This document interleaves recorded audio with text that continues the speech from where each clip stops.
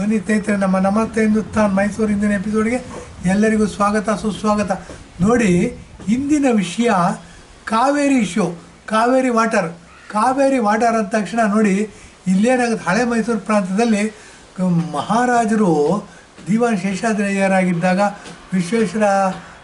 ವಿಶ್ವೇಶ್ವರಯ್ಯ ಭಾರತ ರತ್ನ ಅವರು ದಿವಾನರಾಗಿದ್ದಾಗ, ಅವರು ಮುಖ್ಯ ಇಂಜಿನಿಯರ್ ಆಗಿದ್ದಾಗ ಒಂದು ಡ್ಯಾಮ್ನ ಕಟ್ತಾರೆ. ಕಾವೇರಿ ನದಿ ನೀರು ಪೋಲಾಗತ್ತೆ ಅಂತ ಅಂದ್ಬಿಟ್ಟು ಆ ಡ್ಯಾಮ್ ಕಟ್ಟಿರೋದು ನೋಡಿ ಈಗಿನ KRS, ಕೃಷ್ಣರಾಜ ಸಾಗರ ಹಳ್ಳಿನೂ ಇದೆ ಮತ್ತು ಪಾಂಡವಪುರ ಮಧ್ಯೆ ಇದೆ. ಎರಡು ಗುಡ್ಡಗಳ ಮಧ್ಯೆ ಇವರೇನು ಮಾಡ್ತಾರೆ, ಡ್ಯಾಮ್ನ ಕಟ್ತಾರೆ. ಡ್ಯಾಮ್ನ ಕಟ್ಟಿಬಿಟ್ಟು ಅದರಿಂದ ಭತ್ತ ಬೆಳಿಬೋದು, ಎಲೆಕ್ಟ್ರಿಸಿಟಿ ಪ್ರೊಡ್ಯೂಸ್ ಮಾಡ್ಬೋದು, ಕಬ್ಬು ಬೆಳಿಬೋದು, ಬೇಕಾದಷ್ಟು ರೈತರಿಗೆ ಹೊಟ್ಟೆಗೆ ಅನ್ನ ದೊರಕಿಸ್ಕೊಡುತ್ತೆ. ಮತ್ತು ಭಾರತ ಸ್ವಾವಲಂಬಿ ಆಗುತ್ತೆ ಊಟದಲ್ಲಿ. ಆ ದಿಕ್ಕಿನಲ್ಲಿ 2 ಹೆಜ್ಜೆ ಮುಂದೆ ಇಟ್ಟಂಗೆ ಆಗುತ್ತೆ ಅಂದ್ಬಿಟ್ಟು ಏನು ಮಾಡ್ತಾರೆ, ವಿಶ್ವೇಶ್ವರಯ್ಯನವರು ಮಹಾರಾಜರ ಇದರೊಂದಿಗೆ ಸಹಯೋಗದೊಂದಿಗೆ ಡ್ಯಾಮ್ನ ಕಟ್ತಾರೆ. 1932ರಲ್ಲಿ ಡ್ಯಾಮ್ ಕಂಪ್ಲೀಟ್ ಆಯಿತು ಅನ್ನೋ ಒಂದು ಉಲ್ಲೇಖ ಸಿಗುತ್ತೆ ನಮಗೆ. ಅದೇ ಯಾವಾಗ ನಾವು KRS ಡ್ಯಾಮನ ಬಗ್ಗೆ ಮಾತಾಡ್ತೀವಿ, ಕಾವೇರಿ ನೀರಿನ ಬಗ್ಗೆ ಮಾತಾಡ್ತೀವಿ, 1924ರಲ್ಲೇ ಮೆಟ್ಟೂರು ಡ್ಯಾಮ್ ಕನ್ಸ್ಟ್ರಕ್ಷನ್ನು ಕಂಪ್ಲೀಟ್ ಆಗುತ್ತೆ. ನೋಡಿ, ಈ ಕಾವೇರಿ KRS ಡ್ಯಾಮ್ ಕಟ್ಟಿರೋದು 2 ಗುಡ್ಡಗಳ ಮಧ್ಯೆ ಗೋಡೆ ಹಾಕ್ಬಿಟ್ಟು ನೀರನ್ನ ಸ್ಟಾಪ್ ಮಾಡಿದ್ದಾರೆ. ಇದರ ಕೆಪಾಸಿಟಿ ಬಂದ್ಬಿಟ್ಟು 49.5 TMC ಫುಟ್ ಆಫ್ ವಾಟರ್ ಸಂಗ್ರಹಿಸ್ಬಿಡ್ತಕ್ಕಂಥ ಕೆಪಾಸಿಟಿ ಇದೆ. ಇದು ಮಂಡ್ಯದಲ್ಲಿ ನೀರಾವರಿಗೆ ಹೆಲ್ಪ್ ಮಾಡುತ್ತೆ, ಪಾರ್ಟ್ ಆಫ್ ಮೈಸೂರು ನೀರಾವರಿಗೆ ಹೆಲ್ಪ್ ಮಾಡುತ್ತೆ. ಮತ್ತೇನಾಗಿದೆ, ಇಲ್ಲಿ ಇನ್ನೊಂದು ಗಮನದಲ್ಲಿಡಬೇಕಾದ ಅಂಶ, ಕಾವೇರಿ ನದಿ ಏನು ಹರಿದೋಗುತ್ತೆ, 800 ಕಿಲೋಮೀಟ್ರ್ ಇದೆ ಕಾವೇರಿ ನದಿ ಉದ್ದ. ಇದರ 300 ಕಿಲೋಮೀಟ್ರ್ ಅಂದಾಜು 800 ಕಿಲೋಮೀಟ್ರ್ ಉದ್ದ ಹರಿಯುತ್ತಿದ್ದು ಭಾಗಮಂಡಲದಿಂದ ಹಿಡಿದು ಸಮುದ್ರ ಸೇರೋವರೆಗೂ. ಆದರೆ 300 ಕಿಲೋಮೀಟರ್, ಅಪ್ರಾಕ್ಸಿಮೇಟ್ಲಿ 300 ಕಿಲೋಮೀಟ್ರ್ ಕರ್ನಾಟಕದಲ್ಲಿ ಹರಿಯುತ್ತೆ, ಇನ್ನು 500 ಕಿಲೋಮೀಟ್ರ್ ತಮಿಳುನಾಡದಲ್ಲಿ ಹರಿಯುತ್ತೆ. ಇದು ಗಮನದಲ್ಲಿಡಬೇಕಾದ ಅಂಶ. ಕಾವೇರಿ ನದಿ ಗಲಾಟೆ ಅಂತ ಬಂದಾಗ ಈ ಅಂಶವನ್ನು ಗಮನ ಇಡಬೇಕು. ಅಂದರೆ ನಮ್ಮಲ್ಲಿ ಬೆಟ್ಟ ಗುಡ್ಡಗಳ ಮಧ್ಯೆ ಕಾವೇರಿ ನದಿ ಹರಿಯುತ್ತೆ, ತಮಿಳುನಾಡಿನಲ್ಲಿ ಬಯಲು ಪ್ರದೇಶದಲ್ಲಿ ಹರಿಯುತ್ತೆ. ತಮಿಳುನಾಡಿನಲ್ಲಿ ನಮ್ಮ ಕರ್ನಾಟಕ ರಾಜ್ಯದಲ್ಲಿ 1 ಎಕರೆ ನೋಷನಲ್ ಫಿಗರ್, ಸಾಂಕೇತಿಕವಾಗಿ ಒಂದು ಉದಾಹರಣೆ ತೊಗೊಂಡು ಹೇಳ್ತಾ ಇದ್ದೀನಿ. ನಮ್ಮಲ್ಲಿ 1 ಎಕರೆಗೆ ನೀರಾವರಿ ಯೂಸ್ ಮಾಡ್ತೀವಿ ಅಂತಂದರೆ ತಮಿಳುನಾಡಿನಲ್ಲಿ 2.5 ಇಂದ 3 ಎಕರೆಯಷ್ಟು ನೀರಾವರಿ ಬೇಕಾಗುತ್ತೆ. ಹಾಗಾಗಿ ಅವ್ರಿಗೆ ನೀರು ಜಾಸ್ತಿ ಬೇಕಾಗುತ್ತೆ, ನಮಗಿಂತ ಜಾಸ್ತಿ ಬೇಕಾಗುತ್ತೆ. ನೀರಾವರಿ ಕುಡಿಯೋದಕ್ಕಿರ್ಬೋದು ಅಥವಾ ವ್ಯವಸಾಯಕ್ಕಿರ್ಬೋದು, ನಮಗಿಂತ ಜಾಸ್ತಿ ಬೇಕು. ಇದು ನ್ಯಾಚುರಲ್ ಲಾ ಇದು. ಹಾಗಾಗಿ ಏನಾಗುತ್ತೆ, ಎಷ್ಟೇ ಒಳ್ಳೆ ಲಾಯರ್ ಇಟ್ಕೊಂಡ್ರು, ಎಷ್ಟೇ ನಾವು ಹೊಡೆದಾಡಿದ್ರು, ಎಷ್ಟೇ ರಾಜಕೀಯವಾಗಿ ಬಂಡವಾಳ ಉಪಯೋಗಿಸ್ಕೊಂಡ್ರು, ಕಾವೇರಿ ನದಿ ನೀರು ಯಾವುದೇ ಸರ್ಕಾರ ಇರಲಿ ತಮಿಳುನಾಡಿಗೆ ಬಿಡ್ತಾನೇ ಇದ್ದೀವಿ. ಈಗಲೂ ಸಹ ಕಾವೇರಿ ಪ್ರಾಧಿಕಾರ ಏನಿದೆ, ಈಗಲೂ ಸಹ 1 TMC ಫುಟ್ ಆಫ್ ವಾಟರ್ನ ಪ್ರತಿನಿತ್ಯ ಕೊಡಬೇಕು ಅಂತ ಆರ್ಡರ್ ಮಾಡಿದೆ. ಈಗಾಗಲೇ 3 ದಿವಸ ಆಯಿತು. ಸಿದ್ದರಾಮಯ್ಯನವರು ಸಿದ್ದರಾಮಯ್ಯನವ್ರ ಬಗ್ಗೆ ಮಾತಾಡಬೇಕು ಅಂದರೆ DK ಶಿವಕುಮಾರ್ ಅವರು ಕನಕಪುರ, ಅದೇನು ಅಂದರೆ ಮೇಕೆದಾಟು ಹತ್ತಿರ ಇರತಕ್ಕಂಥ ಕನಕಪುರ, ಅಲ್ಲೂ ಸಹ ಕಾವೇರಿ ನೀರಾವರಿಯಾಗಿ ಭತ್ತ ಬೆಳೆಯೋದಕ್ಕೆ, ಕಬ್ಬು ಬೆಳೆಯೋದಕ್ಕೆ ಉಪಯೋಗಿಸ್ತಾರೆ ಕಾವೇರಿ ನೀರನ್ನ. ಅಂಥ ಜಾಗದಿಂದ ಬರ್ತಕ್ಕಂಥವ್ರು ಒಕ್ಕಲಿಗರು ಅಂತೀವಿ, ಗೌಡರು ಅಂತೀವಿ. ಈ ಗೌಡ್ರ ಪ್ರಭಾವ ಇರ್ತಕ್ಕಂಥ ಬೆಂಗಳೂರು ಗ್ರಾಮಾಂತರ ಮತ್ತು ಮಂಡ್ಯ ಮತ್ತು ಬೆಂಗಳೂರು ಸೇರ್ತಕ್ಕಂಥ ಜಾಗ ಮೇಕೆದಾಟು. ಅಲ್ಲಿ DK ಶಿವಕುಮಾರ್ ಅವರು ಹೊಡೆದಾಟ ಮಾಡಿದ್ರು, ವಿರೋಧ ಪಕ್ಷದಲ್ಲಿದ್ದರು ಅವರು. ಆವಾಗೇನು ಮಾಡಿದ್ರು, ಕಾವೇರಿ ನೀರು ನಮ್ಮ ಹಕ್ಕು, ಕಾವೇರಿ ನೀರು ನಮ್ಮ ಜನ್ಮಸಿದ್ಧ ಹಕ್ಕು, ಕಾವೇರಿ ನ್ಯಾಯಕ್ಕಾಗಿ ಹೋರಾಟ ಅಂತ ಭಾಗಮಂಡಲದಿಂದ ಹಿಡಿದು ಮೇಕೆದಾಟವರೆಗೂ ಮಾಡಿದ್ರು. 1 ವರ್ಷ ಆಗ್ತಾ ಬಂದ್ಬಿಡ್ತು ಅಧಿಕಾರಕ್ಕೆ ಬಂದು. ಡೆಪ್ಯೂಟಿ ಚೀಫ್ ಮಿನಿಸ್ಟ್ರು ಇನ್ನೂ ಸಹ ಮೇಕೆದಾಟು ಬಗ್ಗೆ ಹೊಡೆದಾಟ ಮಾಡಬೇಕಾದ್ರೆ ವಿರೋಧ ಪಕ್ಷದಲ್ಲಿದ್ದಾಗ ಭಾಗಮಂಡಲದಿಂದ ಹಿಡಿದು ಕಾವೇರಿ ಮೇಕೆದಾಟವರೆಗೂ ಪಾದಯಾತ್ರೆ ಮಾಡಿದ್ರು.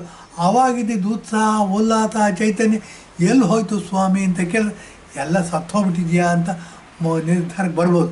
ಈ ಥರ ಆಗೋಗಿದೆ.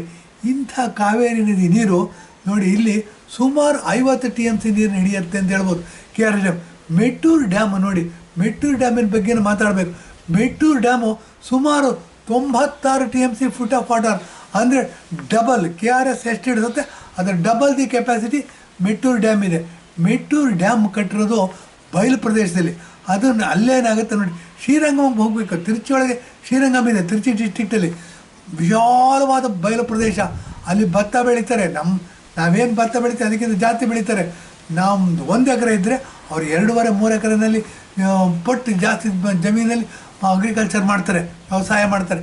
ಹಾಗಾಗಿ ಕಾವೇರಿ ನೀರು ವ್ಯವಸಾಯಕ್ಕೆ ಉಪಯೋಗಿಸ್ತೀವಿ ಅಂತಂದರೆ ತಮಿಳ್ನಾಡಿನವ್ರಿಗೆ ಜಾಸ್ತಿ ಬೇಕು. ಕರ್ನಾಟಕದ ಜನಸಂಖ್ಯೆಗಿಂತ ತಮಿಳ್ನಾಡು ಜನಸಂಖ್ಯೆ ಜಾಸ್ತಿ ಇದೆ. ಇಲ್ಲಿ ಕರ್ನಾಟಕದಲ್ಲಿ ನೋಡಿ 28 ಲೋಕಸಭೆ ಇದ್ದರೆ ತಮಿಳ್ನಾಡಿನಲ್ಲಿ 30ಕ್ಕಿಂತ ಜಾಸ್ತಿ ಇದೆ. ಇದು ಗಮನದಲ್ಲಿಟ್ಕೋಬೇಕಾಗಿರ್ತಕ್ಕಂಥ ಅಂಶ. ಮತ್ತು ತಮಿಳ್ನಾಡು ಜನಸಂಖ್ಯೆ ಜಾಸ್ತಿ ಕರ್ನಾಟಕಕ್ಕಿಂತ. ಮತ್ತು ನೀರಾವರಿ ಪ್ರದೇಶನೂ ಅಷ್ಟೇ. ಕರ್ನಾಟಕದಲ್ಲಿ 1 ಎಕರೆ ನೋಷನಲ್ ಫಿಗರ್ ತಗೋತಾ ಇದ್ದೀನಿ ನಾನು, 1 ಎಕರೆಗೆ ನೀರಾವರಿ ಆಗುತ್ತೆ ಅಂತಂದರೆ ತಮಿಳ್ನಾಡಿನಲ್ಲಿ 2.5-3 ಎಕರೆಗೆ ಆಗುತ್ತೆ. ಸೊ ನಮಗಿಂತ ಜಾಸ್ತಿ ನೀರು ಬೇಕಾಗುತ್ತೆ. ಆದರೆ ಇಲ್ಲಿ ಒಂದು ಪಾಯಿಂಟ್ ಇದೆ, ಏನು ಅಂತಂದರೆ ನೀರನ್ನ ಇಷ್ಟು ಸ್ಕೇರ್ಸಿಟಿ, ಚಿನ್ನಕ್ಕಿಂತಲೂ ಜಾಸ್ತಿ ಬೆಲೆ ಬಂದಿರತಕ್ಕಂಥ ನೀರನ್ನ ಸಮುದ್ರಕ್ಕೆ ಹೋಗಿ ಬಿಡ್ತಾ ಇದ್ದಾರೆ. ಇದು ತಪ್ಪು ಅನ್ನೋದು ನಮ್ಮಿದು. ಇದನ್ನು ಇಟ್ಕೊಂಡು ನಾವು ಸೌಮ್ಯವಾಗಿ ಮತ್ತು ಸೌಹಾರ್ದಯುತವಾಗಿ ಮನವೊಲಿಸಿ ನಾವು ನೀರಿನ ಡಿಸ್ಟ್ರಿಬ್ಯೂಷನ್ ಹಂಚಿಕೆ ಫಾರ್ಮುಲಾ ಮಾಡಬೇಕು. ಅದು ನೋಡಿ, ದೇವೇಗೌಡರು ಪ್ರಧಾನಮಂತ್ರಿ ಆಗಿದ್ದರು. ಪ್ರತಿ ಸರಿ ಎಲೆಕ್ಷನ್ ಬಂದಾಗಲೂ MLA ಎಲೆಕ್ಷನ್ ಇರಲಿ, MP ಎಲೆಕ್ಷನ್ ಇರಲಿ, ಕಾವೇರಿ ನದಿ ನೀರು ಗಲಾಟೆ ಶುರು ಮಾಡೋರು. ಮಾಡಿಬಿಟ್ಟು ಏನು ಮಾಡೋರು, ಹಳೆ ಮೈಸೂರು ಪ್ರಾಂತ್ಯದಲ್ಲಿ ಒಕ್ಕಲಿಗರು ಯಾರು ಇದ್ದಿದ್ರು ಅವ್ರು ಜಾಸ್ತಿ ಓಟ್ ತಗೊಳ್ಳೋರು. ಇದೇನಾಯಿತು, ದೇವೇಗೌಡರು ಏಕಮೇವ ದ್ವಿತೀಯ, ಒಬ್ಬರೇ ಒಬ್ಬರು ಗೌಡರು ಪ್ರತಿನಿಧಿ ಅಂತಂದರೆ ದೇವೇಗೌಡರು, ಗೌಡರ ಲೀಡ್ರ್ ಅಂದರೆ ದೇವೇಗೌಡರು ಅಂತ ಆಯಿತು. ಅಂಥ ದೇವೇಗೌಡರು ಪ್ರಧಾನಮಂತ್ರಿಯಾಗಿದ್ದಾಗಲೂ ಸಹ ಕಾವೇರಿ ಡಿಸ್ಪ್ಯೂಟ್ನ, ಕಾವೇರಿ ವಾಟರ್ ಡಿಸ್ಪ್ಯೂಟ್ನ ಜಲವಿವಾದವನ್ನು ಬಗೆಹರಿಸೋಕ್ಕೆ ಸಾಧ್ಯವಾಗಲಿಲ್ಲ. ನರೇಂದ್ರ ಮೋದಿಯವರು 2014ರಲ್ಲಿ ಪ್ರಧಾನಮಂತ್ರಿಯಾಗಿ ಬಂದರು. ಇವರೇನು ಮಾಡಿದ್ರು, ಕಾವೇರಿ ಪ್ರಾಧಿಕಾರ ಅಂತ ಒಂದು ಮಾಡಿದ್ದಾರೆ. ಅದು ಸುಪ್ರೀಂ ಕೋರ್ಟ್ಗೆ ಸಮನಾಗಿ ಕೆಲಸ ಮಾಡುತ್ತೆ. ಅಂದರೆ ಒಂದು ನಮ್ಮ ಕಾನ್ಸ್ಟಿಟ್ಯೂಷನಲ್ಲಿ ಒಂದು ಜುಡಿಷಿಯಲ್ ಸಿಸ್ಟಮ್ ಇದೆ, ಜುಡಿಷಿಯಲ್ ನ್ಯಾಯಾಂಗ ವ್ಯವಸ್ಥೆ ಇದೆ. ಅದರಲ್ಲಿ ಪ್ರಾಧಿಕಾರ ಅಂತ ಮಾಡಿದ್ದಾರೆ. ಪ್ರಾಧಿಕಾರಕ್ಕೆ ಏನಾಗುತ್ತೆ, ಸುಪ್ರೀಂ ಕೋರ್ಟ್ ಇದ್ದಂಗೆ ಎರಡೂ ಕಡೆ ಲಾಯರ್ಗಳು ವಾದ ಮಂಡಿಸ್ತಾರೆ, ಅಂಕಿಅಂಶಗಳನ್ನ ಇಡ್ತಾರೆ, ಮತ್ತು ಪ್ರಾಕ್ಟಿಕಲ್ಲಾಗಿ ಏನೇನು ಪ್ರಾಬ್ಲಮ್ಗಳಿದೆ ಅದನ್ನೆಲ್ಲ ಹೊರಿಸ್ತಾರೆ. ಅದರ ಮೇಲೆ ಜಡ್ಜ್ ಇರ್ತಾರೆ, ಅಲ್ಲಿ ಅವರು ನಿರ್ಣಯ ಕೊಡ್ತಾರೆ. ಇದು ಬೈಂಡಿಂಗ್. ಇದು ನಮ್ಮ ಸಂವಿಧಾನದಲ್ಲಿ, ಅಂಬೇಡ್ಕರ್ ಬರೆದಿರ್ತಕ್ಕಂಥ ಸಂವಿಧಾನದಲ್ಲಿ ಬೈಂಡಿಂಗ್. ಈ ಪ್ರಾಧಿಕಾರ ಬಂದ ಮೇಲೆ ಏನಾಗಿದೆ, ಕರ್ನಾಟಕಕ್ಕೂ ತಮಿಳುನಾಡಿಗೂ ಮಧ್ಯೆ ಇರ್ತಕ್ಕಂಥ ಡಿಸ್ಪ್ಯೂಟು ಶಾಶ್ವತವಾಗಿ ಬಗೆಹರಿದಿದೆ ಅಂತಲೇ ಹೇಳ್ಬೋದು. ಈಗಾಗಲೇ 8-10 ವರ್ಷ ಆಗೋಯ್ತು, ಹಿಸ್ಟ್ರಿ ಆಗೋಗ್ಬಿಟ್ಟಿದೆ, ಇತಿಹಾಸ. ಅದು ಕಾವೇರಿ ನೀರಿಗೋಸ್ಕರ ಗಲಾಟೆ ಮಾಡ್ತಿದ್ವಿ ಅಂತಂದರೆ ಏನಾಗಿದೆ, ಇಲ್ಲಿ ತಮಿಳ್ನಾಡಿನವರು ಒಪ್ಪಿಗೆ ಕೊಡಬೇಕಾಗಿದ್ದು ಒಂದೇ ಒಂದು ವಿಷಯ ಏನು ಅಂದರೆ, ಮೇಕೆದಾಟಲ್ಲಿ ಕಾವೇರಿ ನೀರನ್ನ ಸಂಗ್ರಹಿಸ್ತೀವಿ, ಆ ನೀರನ್ನ ಸಂಗ್ರಹಿಸಿದಿಂದ ಏನು ಉಪಯೋಗ ಆಗುತ್ತೆ ಅಂತ ಹೇಳ್ತೀನಿ ಬನ್ನಿ.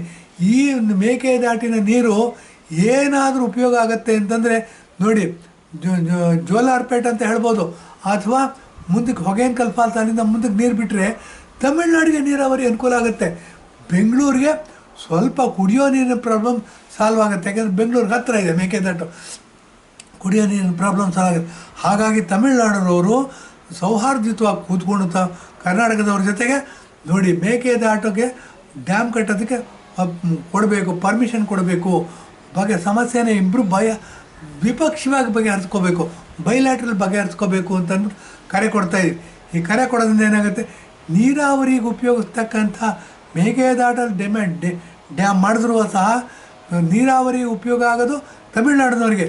ಓನ್ಲಿ ಭಾಳ ಒಂದು 10% ನೀರು ಕುಡಿಯೋದಕ್ಕೆ ಬೆಂಗಳೂರಿಗೆ ಹೋಗುತ್ತೆ.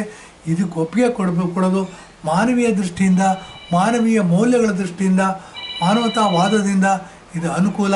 ಇದಕ್ಕೆ ಒಪ್ಪಿಗೆ ಕೊಡಬೇಕು, ಕಾವೇರಿ ಸಮಸ್ಯೆನ ಬಗೆಹರಿಸಬೇಕು ಅಂತ ಹೇಳಿದ್ದೀನಿ. ಎಪಿಸೋಡ್ ಮುಗಿಸ್ತಾ ಇದ್ದೀನಿ. ಧನ್ಯವಾದ, ನಮಸ್ಕಾರ.